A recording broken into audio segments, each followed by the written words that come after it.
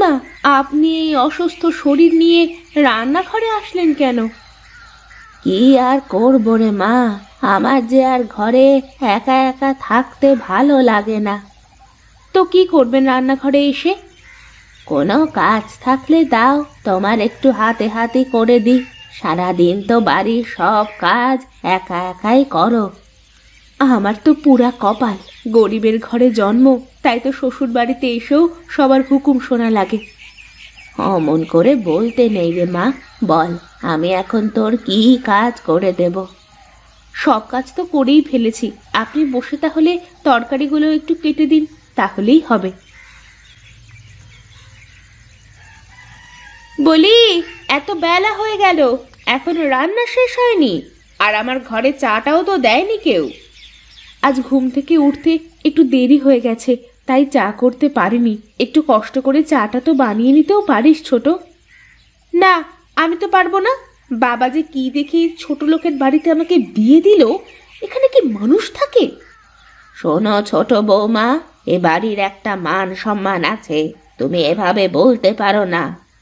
মান সম্মান সেটা কি জিনিস তা জানেন? আমার বাবা যখন রাস্তা দিয়ে বের হয়, তখন গায়ের লোক ভয়ে ওই রাস্তা দিয়েই হাঁটতে চায় না। এজন্যই তো তোমার ভিতর এত অহংকার। একদিন যখন বুঝতে পারবে, তখন ঠিকই আমার কথা তোমার মনে থাকবে। আরে রাখুন তো আপনার যত নীতি কথা, বুড়ো হয়ে গেলে মানুষের কোনো বুদ্ধি থাকে না। তুই ঘরে যত ছোট, তোর চা নিয়ে আমি আসতেছি। মা, আপনি একটু চুপ করেন। ধরা কাঠে ঘি ঢেলে এখন আর ফু দিতে হবে না। আপনি আবার কেন মুখ টানাতে গেলেন মা? খালি খালি অতগুলো কথা শুনতে হলো। আগে জানলে কি আর এই দজ্জাল মেয়েকে এ বাড়ির বউ করে আনতাম? যা হয়ে গেছে তা নিয়ে কথা বলে লাভ নেই। আপনি এই দিকটা একটু দেখেন, আমি ওর চাটা বানিয়ে দিয়ে আসি।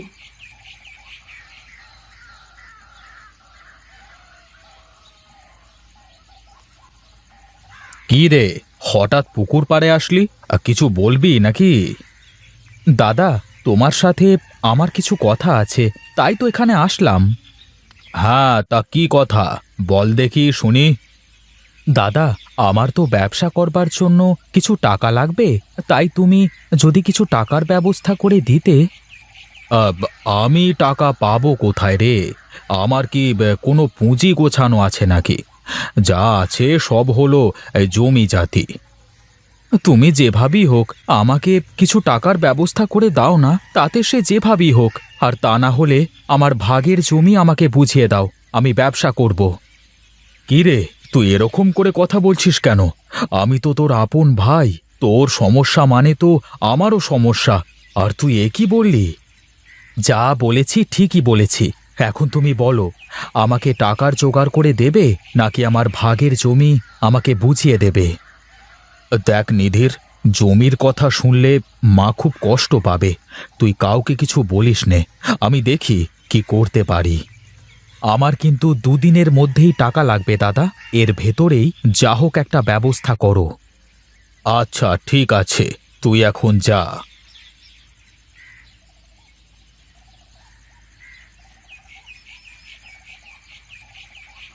ওগো, তোমার মুখটা কেমন শুকনো শুকনো লাগতেছে, কি হয়েছে?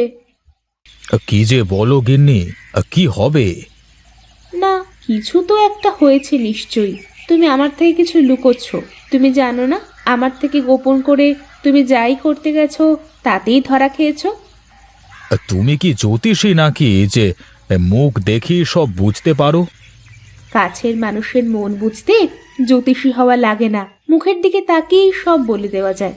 কি হয়েছে তাই বলো তো দেখি। নিধির ব্যবসার জন্য টাকা চায়, বলে কিনা হয় টাকা দাও, তা না হলে আমার ভাগের জমি আমাকে বুঝিয়ে দাও। তো কি বললে? কি আর বলবো, এখনো মা বেঁচে আছে। এখনই যদি জমি ভাগ করি তাহলে মা মনে মনে কষ্ট পাবে, তাই তো অন্য কোনো উপায় বের করতে হবে। অন্য কি উপায় আছে তোমার কাছে? আর তুমি টাকা পাবে কোথায়? যাই হোক, একটা ব্যবস্থা তো করতেই হবে, দেখি কি করা যায়। তড়িৎ ঘড়িৎ তো কোনো কাজ করে না, তাতে পড়ে গিয়ে আবার তোমাকেই তার ফল ভোগ করতে হবে। তুমি তো তোমার ভাই আর তার বউকে ভালো করেই চেনো। আচ্ছা, দেখি তো। অত ভেবে মাথা নষ্ট করে লাভ নেই। উম, উম, তুমি এক কাজ করতে পারো, মায়ের সাথে কথা বলে ওর জমি ওকে একবার বুঝিয়ে দিতে পারো। তারপর ওর জমি নিয়ে ও যা করে করুক গে। তাও কথাটা মন্দ বলনি, বুঝলে। দেখি, মায়ের সাথে একবার কথা বলি দেখি। কি রে বাপ, হঠাৎ আমার ঘরে আসলি? বয় বয় এখানে, বল বাবা, কি হয়েছে, কি বলবি? মা, তোমার ছোট ছেলে ব্যবসার জন্য টাকা চায়, কিন্তু আমার কাছে তো তেমন টাকা পয়সা নেই। টাকা চাইলেই কি আর পাওয়া যায় নাকি? বলিসনি যে দিতে পারবি নে? ওইভাবে আবার বলা যায় নাকি? এখন তুমি বলো, আমি কি করব? তোর কাছে যদি টাকা থাকে তাহলে দে, আর না থাকলে কোথা থেকে দিবি? মা, আপনার ছোট ছেলে আরো বলেছে টাকা না দিলে ওর ভাগের জমি ওকে বুঝিয়ে দিতে হবে। বেশ তো, তাহলে তাই কর। ওর ভাগের জমি ওরে বুঝিয়ে দে, তারপর ওর জমি দিয়ে ওর যা ইচ্ছে তাই করুক গে। রাগ করো না মা। হ্যাঁ, তুমি যদি এভাবে বলো তাহলে নিধির খুব কষ্ট পাবে। আমরা ওর কথায় কষ্ট পাই, ও যখন বোঝে না তখন ওর কথা ভেবে লাভ নেই। তুই কালই জমি ভাগ করে দেওয়ার ব্যবস্থা কর। ঠিক আছে মা, তাহলে আমি কালই গাঁয়ের দু একজনকে ডেকে সব জমি ভাগ করবার ব্যবস্থা করছি। ঠিক আছে রে বাবা, যে যেমন বোঝে তাকে তেমনই বুঝাতে হয়। চলো এখন তাহলে ঘরে যাই। বল সুনীল, তুই কোন কোন জমি নিবি, আর নিধির জন্য কোন কোন জমি রাখবি? আমি উত্তরের মাঠের জমিটা নেব, আমি অন্য কোনো জমি নেব না। এ কেমন কথা? উত্তরের মাঠের সব জমি তুই নিলে সুনীল চাষ করবে কোথায়? আমি অত কথা বুঝি নে। আমার উত্তরের মাঠের সব জমি লাগবে, সব। মা, তুমি ওর কথা শোনো, নিধির যা বলে তাই করো। এতদিন তো দাদা এই জমি চাষ করলই, এখন এই জমিগুলো আমরা করি আর দাদা পুবের মাঠের জমিগুলো চাষ করুক। কিন্তু পুবের মাঠের জমিতে তো এবছরে কোনো ফসলই হবে না, দুদিন পরেই পানিতে ডুবে যাবে। তাহলে কি এখন আমাদের ওই পানি ভর্তি জমি নিতে বলছো তোমরা? আহ, তোমরা থামো। সুনীল, তুই বল, তুই কি পুবের মাঠের জমি নিয়ে চাষ করে খাতি পারবি?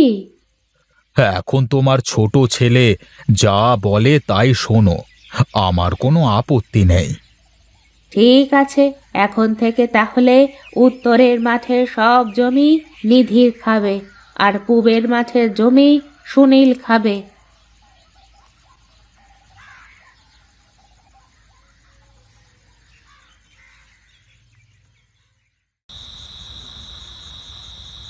ওগো, এ তুমি কি করলে? পুবের মাঠে কি তুমি সব জমিতে চাষ করতে পারবা? ওখানে তো প্রায় 12 মাসে পানি বেঁধে থাকে। তাতে সমস্যা কোথায় গিন্নি? নিধির সারা বছর টাকা খরচ করে ফসল ফলিয়ে যে ফসল ঘরে আনবে, আমি কোনো টাকা খরচ না করেই তার থেকে বেশি উপার্জন করতে পারবো। কিভাবে? তা কি করে হবে? জমিতে তো সব সময় পানিতে ডুবে থাকে। আমার ওই জমিতে মাঠের যা বুনো মাছ আছে, তাতেই তো এক বছরের ফসলের চেয়ে আমি বেশি টাকার মাছ পেয়ে যাব। তাই? সত্যি বলছো তুমি? আরে হ্যাঁ গো হ্যাঁ, আর কয়েকদিন পরে এই মাছ ধরবো, তখন দেখো। তাহলে আর অত চিন্তা করে লাভ নেই। যাক, তোমার কথা শুনে একটু পানি আসলো জানে। হ্যাঁ, এখন তাহলে ঘুমিয়ে পড়ো, আমি একটু বাইরে থেকে আসি।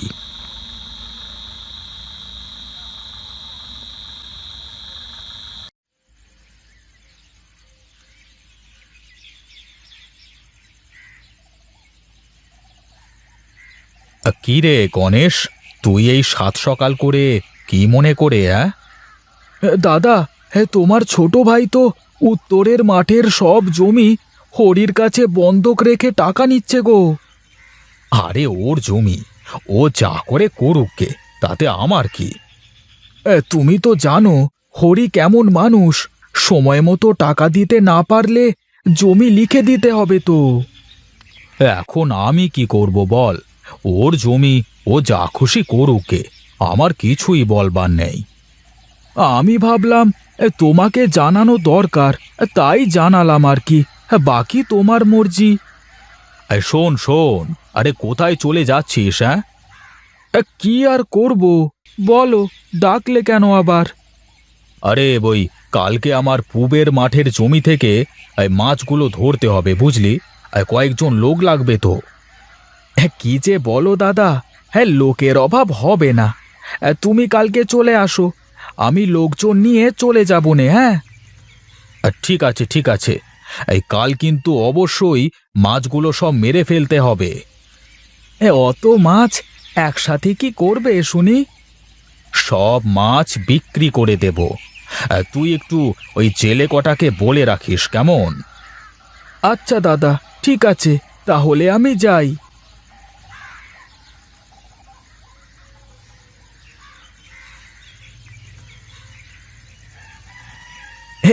আরে দাদা, আরে অনেক মাছ হবে গো। তোমার তো বাম্পার হয়ে গেল। বাম্পার তো হবেই, চাষ যখনই হবে না তখন মাছে তো পোষাতে হবে। তা ঠিক বলেছ দাদা, একদিক দিয়ে তো কিছু হবে না, তা না হলে কি আর চলে নাকি? নিধির তো বড় বুদ্ধিমান লোক, সব ডাঙার মাঠ নিয়ে ও ভাবলো মনে হয় সব জিতে গেছে। এখন আমার মাছ বিক্রির টাকা দেখে মাথা নষ্ট হয়ে যাবে। সত্যি দাদা, হ্যাঁ তোমার মাথায় এত বুদ্ধি, হ্যাঁ এই জন্যই বুঝি চুপ করে থাকো।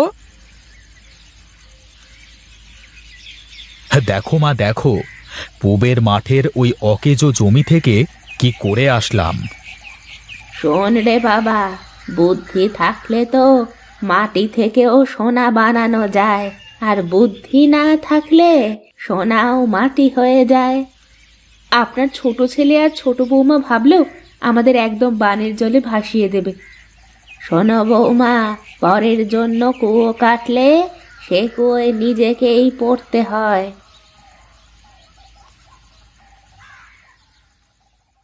কি রে, তোর চোখ মুখ এমন দেখাচ্ছে কেন? কি হয়েছে কি?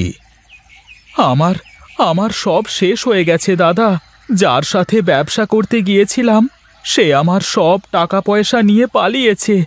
এখন আমি পথের ফকির হয়ে গেছি দাদা, পথের ফকির হয়ে গেছি। দেখলি তো, বড়দের কথা না শুনলে তার ফল কি হয়, এখন বোঝ। মা, আপনি এমন কথা বলেন না। আপনি যদি এভাবে বলেন তাহলে ওরা কোথায় যাবে? কেন? যখন জমি ভাগ করে নিল, বড় ভাইকে ঠকানোর জন্য গর্তওয়ালা জমি দিল আর নিজে ভালো জমি নিল, তখন মনে ছিল না? আমাদের ভুল হয়ে গেছে মা, আমাদের আপনি মাফ করে দেন। আমার আমার বড় ভুল হয়ে গেছে দাদা, আমাকে তুমি মাফ করে দাও। শোন শোন, এই নে টাকা, তুই গিয়ে হরিকে সব টাকা দিয়ে আয়। আর কাল থেকে আমরা দুই ভাই একসাথে দুই মাঠের জমি চাষ করব, কেমন? দেখ, একেই বলে রক্তের সম্পর্ক। এখন থেকে যদি মনে থাকে তাহলে একসাথে থাকবি সব সময়। তুমি তুমি যা বলবে তাই হবে মা। এখন থেকে আমি তোমার আর দাদার কথা মতো সব করব। আরে যা যা, তুই আগে গিয়ে হরিকে ওর টাকাগুলো বুঝিয়ে দিয়ে আয়।